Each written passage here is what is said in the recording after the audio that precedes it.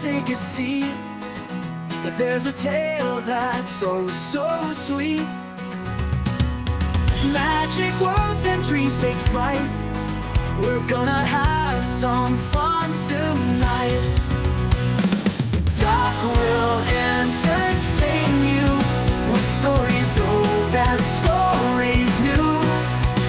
Adventures waiting, just unwind. It's story time.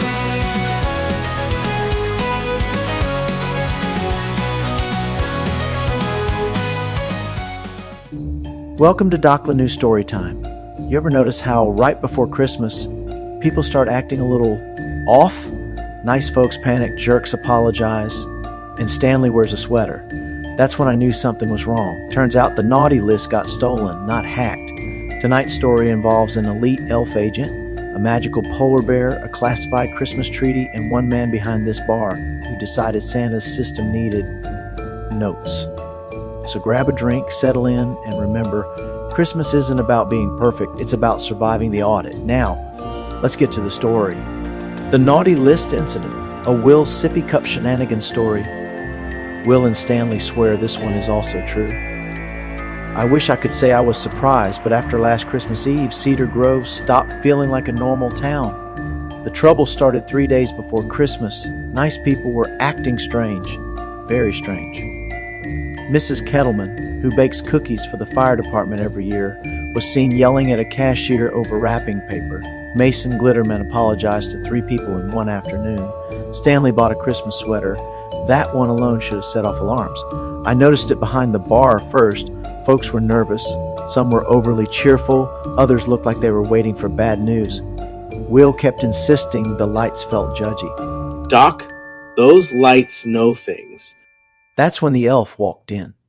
He was dressed like a regular customer. Red sweater, green scarf, boots dusted with snow. But you could always tell. The ears gave him away. He climbed onto a stool, sighed, and ordered hot cocoa with exactly 2 marshmallows. "Elite Agent Robbie," I said. "Rough night?" "Rough jurisdiction. Your town is experiencing a Christmas-level anomaly." Will leaned over. Is this about the vibes? Robbie ignored him.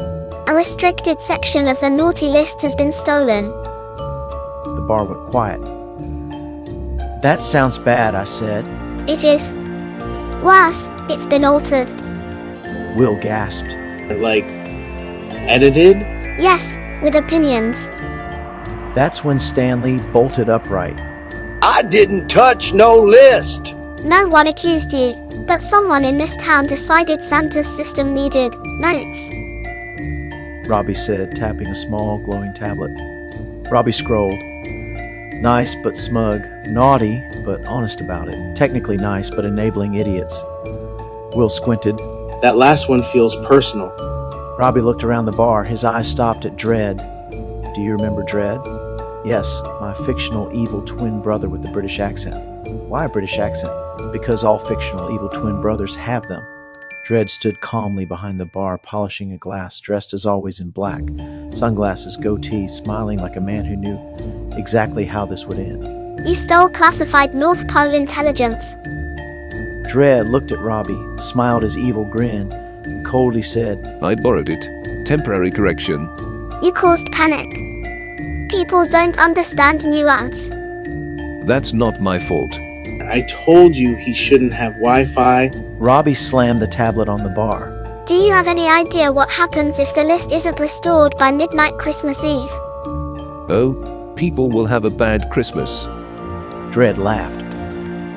Robbie stared at him. The little elf's eyes looked as if they were throwing sharpened candy canes at Dredd. "The system recalibrates permanently. Come Christmas morning, people will receive experimental gifts. Character-building consequences. Socks in quantities that suggest judgment." Stanley whimpered. Dredd leaned forward. So Santa's system decides who people are based on behavior. "Centuries of behavior." And intent doesn't matter. Robbie hesitated.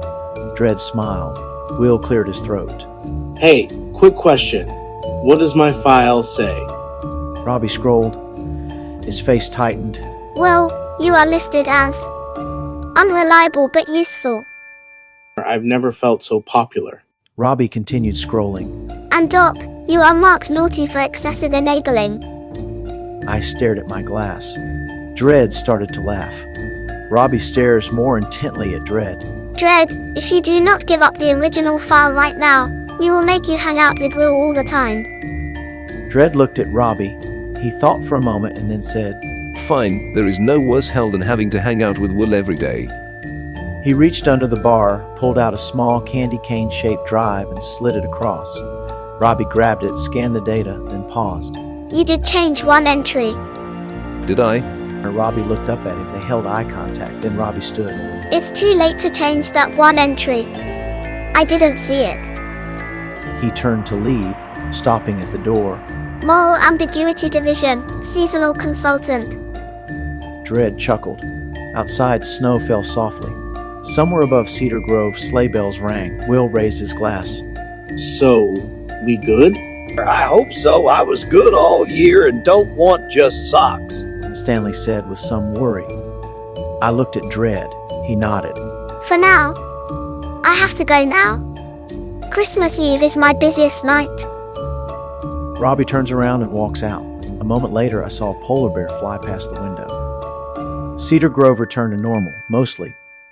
Well, that's how Christmas almost got reclassified in Cedar Grove. The naughty list was restored, the polar bear flew off, and Santa finished his route, mostly on time. If you enjoyed this story, do me a favor. Like the video, comment below, share it with someone who's probably on a watch list, and subscribe so you don't miss the next one. Because around here, the stories keep coming, and Christmas is always under review. Until next time, take care of yourself.